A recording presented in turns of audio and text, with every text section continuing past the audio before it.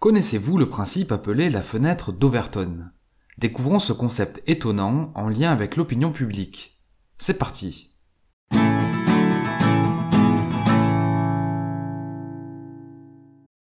Considérons un sujet de société, comme par exemple la légalisation de l'IVG, pour lequel il existe de multiples points de vue. Chaque idée peut être classifiée en fonction de son acceptabilité vis-à-vis de l'opinion publique. Certains avis sont considérés comme populaires, d'autres sensibles ou d'autres comme radicaux. Par exemple, dire « une femme dont sa grossesse met en danger sa vie devrait pouvoir avorter » est une idée largement acceptée. À l'inverse, dire « une femme tombant enceinte après un viol ne devrait pas pouvoir avorter » sont des propos totalement inadmissibles. La fenêtre d'Overton regroupe les avis considérés comme politiquement acceptables au regard de l'opinion publique. En dehors de cette gamme d'idées, on retrouve tous les propos jugés extrêmes. La classification se compose de différents niveaux, allant de impensable à politique publique. La fenêtre d'Overton est un concept central en politique. Joseph Overton, son concepteur, stipule que la viabilité politique d'une idée dépend principalement du fait qu'elle se situe dans la fenêtre ou non. Ainsi, la fenêtre d'Overton cadre ce qu'un individu doit dire s'il ne veut pas être considéré comme trop extrême. À ce sujet, il est primordial de comprendre que la fenêtre d'Overton est mouvante. Une idée jugée radicale ou extrême peut devenir plus ou moins politiquement acceptable au fil du temps, et inversement. Par exemple, l'IVG a longtemps été un concept radical, notamment à cause de la culture religieuse dominante, qui tend à considérer que chaque vie est sacrée, y compris celle d'un embryon. En tout cas, les partisans dans la fenêtre, soutenant les politiques actuelles, cherchent à convaincre l'opinion publique que les avis situés en dehors de la fenêtre doivent être considérés comme inacceptables. À l'opposé, les partisans politiques en dehors de la fenêtre d'Overton cherchent à persuader ou éduquer l'opinion publique afin de faire rentrer leurs idées dans le cadre. Le déplacement de la fenêtre d'Overton pour influencer l'opinion publique est un enjeu majeur en politique. Les groupes de pression cherchent à influer constamment ce qui peut être dit et discuté au sein d'une société. Prenons quelques exemples pour comprendre les mécanismes en œuvre. De l'impensable au radical, le clonage humain. Le clonage humain a longtemps été une pratique considérée comme plutôt immorale, soit le niveau le plus bas de la fenêtre d'Overton. Pour faire changer la position de l'opinion publique, on transforme le sujet en question scientifique. Des savants en parlent, des petites conférences, des colloques et des expériences sont organisées autour du sujet. Puisque la science ne doit pas avoir de limite d'investigation, le sujet cesse alors d'être un tabou absolu. Les idées percent dans les médias et l'opinion sur le clonage passe d'impensable à radical.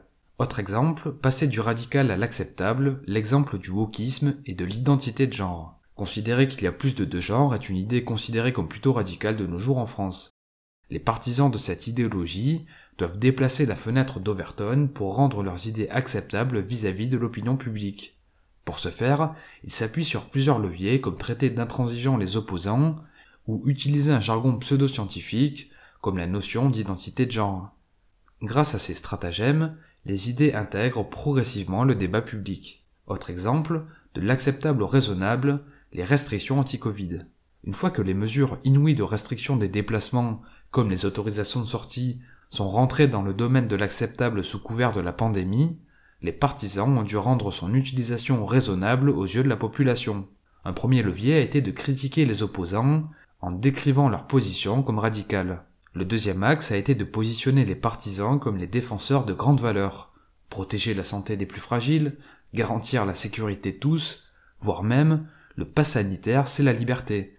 Autre exemple, passer du raisonnable au populaire avec le cas de la représentation des LGBT. Au cours de l'histoire, les populations LGBT ont été stigmatisées.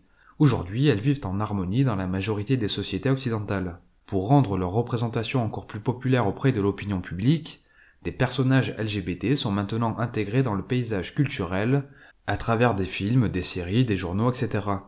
Des célébrités et figures historiques LGBT sont aussi popularisées. Dernier exemple, intégrer à la politique publique une idée populaire, le cas du mariage pour tous.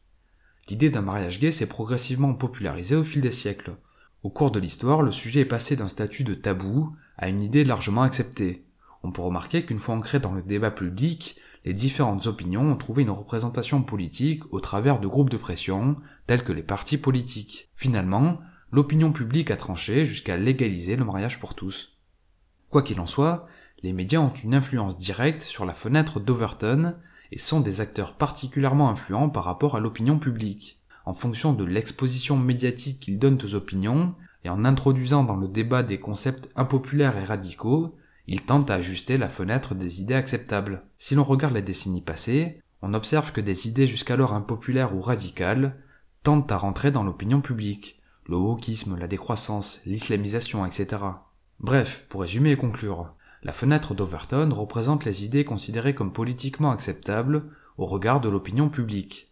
C'est un concept politique central car la fenêtre d'Overton cadre ce qu'un politicien doit proposer s'il ne veut pas être considéré comme trop extrême.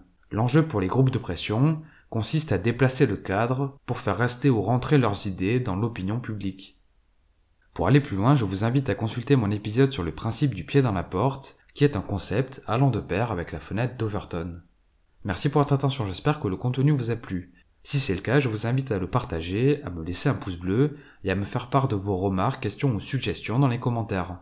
Pour finir, je vous invite aussi à vous abonner à la chaîne et à activer la cloche de notification pour être informé lorsque de nouvelles productions paraîtront. C'était Mr. Fanjo, à très vite.